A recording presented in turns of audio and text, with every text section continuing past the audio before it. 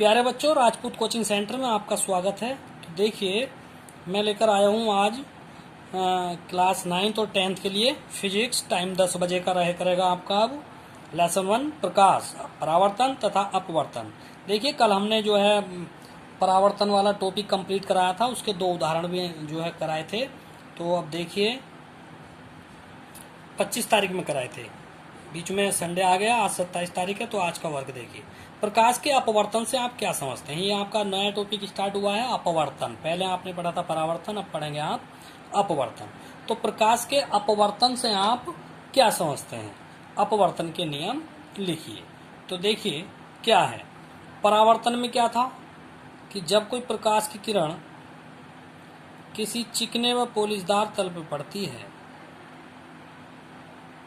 तो उस तल से टकराकर वह अपने ही मार्ग पर वापस लौट जाती है। यानी कि जब कोई प्रकाश की किरण, ये प्रकाश की किरण आ रही है, किसी चिकने व पॉलिशदार तल पे पड़ती है, इस पे पड़ गई, तो इस तल से टकराकर, परावर्तन में समझा रहा हूँ, ठीक है, तो वो वापस लौट जाती थी ऐसे। मैं ठीक है, इसलिए नहीं लिख रहा हूँ इस पर, क्योंकि मैं अपवर्तन समझा रहा हूँ, लेकिन पहले आप परावर्तन समझें। यदि ये परावर्तन का चित्र होता तो ये ऐसे जाता। चूंकि ये अपवर्तन का चित्र है, तो इसमें क्या कहेंगे, जब प्रकाश की किरण एक पारदर्शी माध्यम, पारदर्शी का मतलब जिसमें आर पार चमकता है, पारदर्शी माध्यम, एक पारदर्शी माध्यम से दूसरे पारदर्शी माध्यम में प्रवेश करती है, तो वह अपने मार्ग से विचलित होकर एक सीधी रेखा में चली जाती है। तो कैसे विचलित होगी, देखिए, अभिलंब इसमें भी खींचेंगे, अभिलंब उसमें भी खींचा था, तो ये इसका अभिलंब हुआ। यदि इस किरण के बीच में माध्यम नहीं होता तो ये किरण बिल्कुल सीधी जाती।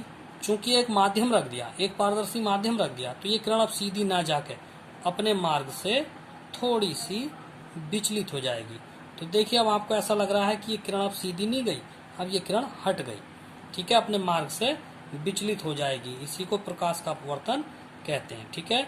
ये आपतन कोण है आई, और अब ये अपवर्तन कोण है आर। उसमें क्या था, उसमें इधर को लाइन खींची थी, उसका परावर्तन कोण था, उसे आई से प्रदर्शित करते थे, क्योंकि उसमें दोनों कोण बराबर होते थे, इसलिए आप परावर्तन कोण को भी आई से प्रदर्शित करते थे, और आपतन कोण को भी आई से प्रदर्शित करते हैं, ठीक है। इसमें क्या है, इसमें ये है, आपतन कोण को तो आई से ही प्रदर्शित करेंगे, लेकिन ये जो पार होने वाला जो कोण हुआ है, इसे आर से प्रदर्शित करेंगे, ठीक है। उसी प्रकार ये है आपतित किरण,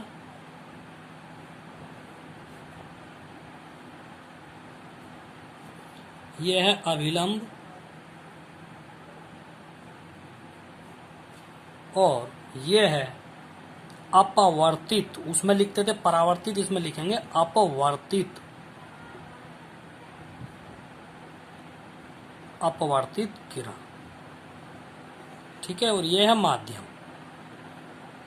अब एक चीज और समझें, परावर्तन में क्या था, उसमें माध्यम ऐसा था जिसमें आर पार दिखाई नहीं देता था। अपवर्तन में कैसे माध्यम लेते हैं, जिनमें आर पार दिखाई देता है, जैसे लेंस हुआ, चश्मे हुए, इस प्रकार के, ठीक है, इस प्रकार के माध्यम। तो आइए परिभाषा लिखते हैं इसकी। जब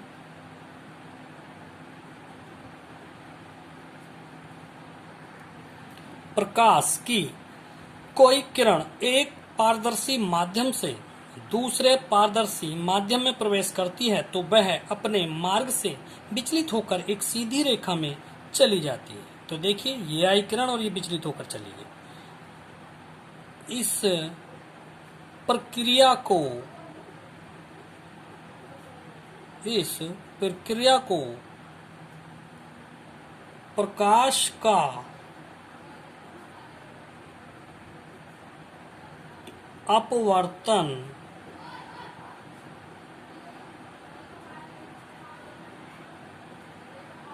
कहते हैं, ठीक है। आइए अब पढ़ते हैं अपवर्तन के नियम।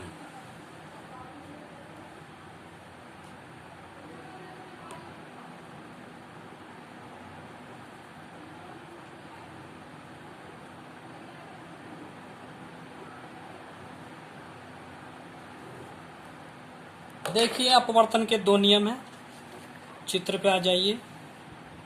देखिए पहला नियम तो ऐसा ही है जैसा परावर्तन का नियम था। कैसे? परावर्तन का नियम सुन लें आप पहले तो। आपतित किरण, परावर्तित किरण, आपतन बिंदु पर अभिलंब, तीनों एक ही तल में होते हैं। यह है परावर्तन का पहला नियम। अब आप अपवर्तन का पहला नियम सुने। आपतित किरण, अपवर्तित किरण, समझे? अपवर्तित किरण, ये सुने आप, अपवर्तित किरण। परावर्तन में क्या था इसका नाम? परावर्तित किरण। नियम वही है जो परावर्तन का था, वही ये है। फर्क कितना है, उसमें आप परावर्तित किरण बोलते थे, इसमें आप अपवर्तित किरण बोलेंगे। तो देखिए आपतित किरण, अपवर्तित किरण, आपतन बिंदु पर अभिलंब, तीनों एक ही तल में होते हैं। सेम नियम है, आइए लिखते हैं। तो देखिए ये लिखा है आपतित किरण, अपवर्तित किरण तथा आपतन बिंदु पर अभिलंब तीनों एक ही तल में होते हैं। दूसरा नियम क्या है इसका? एक ही रंग के प्रकाश के लिए किन्हीं दो माध्यमों तथा एक ही रंग के प्रकाश के लिए आपतन कोण की जिया और अपवर्तन कोण की जिया का अनुपात एक नियतांक होता है। ये इसका दूसरा नियम। आइए लिखते हैं। जिया का मतलब होता है साइन, आपतन कोण की जिया बोल लेंगे तो साइन आई हो गया, और अपवर्तन कोण की जिया बोल लेंगे तो साइन आर हो गया। अब इन दोनों को जब बटे में लिखेंगे तो ये नियतांक हो जाता है, और ये इसका अपवर्तन का दूसरा नियम है। आइए लिखते हैं। किन्हीं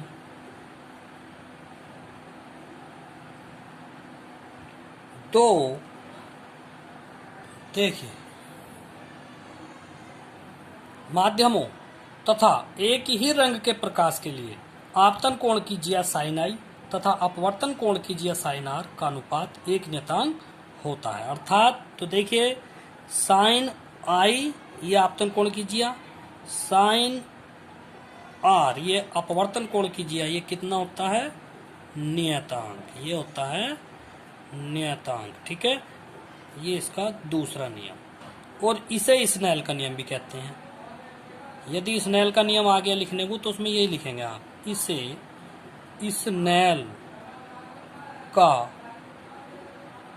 नियम भी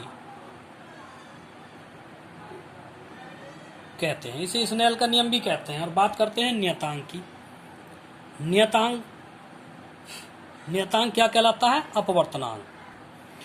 देखिए इस नियतांक को अपवर्तनांक कहते हैं तथा n से प्रदर्शित करते हैं। जैसे साइन आई बटे साइन आर बराबर हो गया n।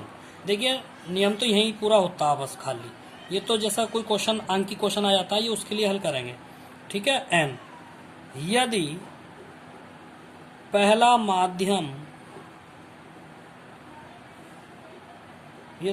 माध्यम वायु तथा दूसरा माध्यम कांच हो तो सूत्र क्या बनता है? देखिए साइन आई बटे साइन आर, तो इसमें पहला माध्यम वायु का मतलब प्रकाश जो है वायु से आ रहा है और कांच में प्रवेश कर रहा, तो वायु को ए से प्रदर्शित करते हैं और ऊपर एन हो गया, और कांच को जी से प्रदर्शित करते हैं, फिर ये ऐसा बनेगा, ठीक है। और इसे अगर उल्टा करना है हमें तो ये उल्टा भी हो जाता है। साइन आर ऊपर करेंगे और साइन आई अगर आप नीचे करेंगे तो जी इधर हो जाता है और ए इधर हो जाता है, फिर ऐसे है ये, ठीक। अगर इन दोनों की आप आपस में गुणा कर दें,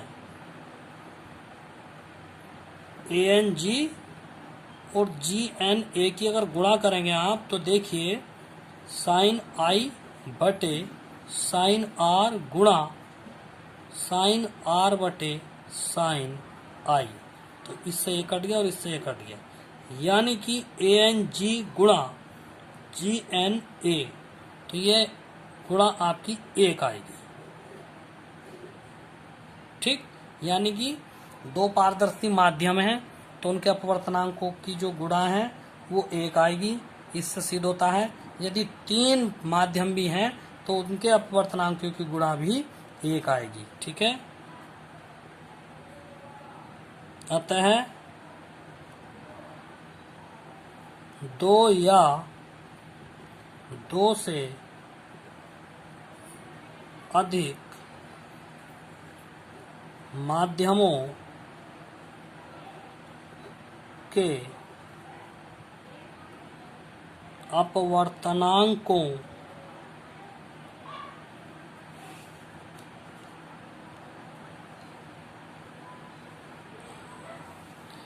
ओहो, देखिए आ नहीं रहा था। ठीक है, तो आप दोबारा से समझ लीजिए।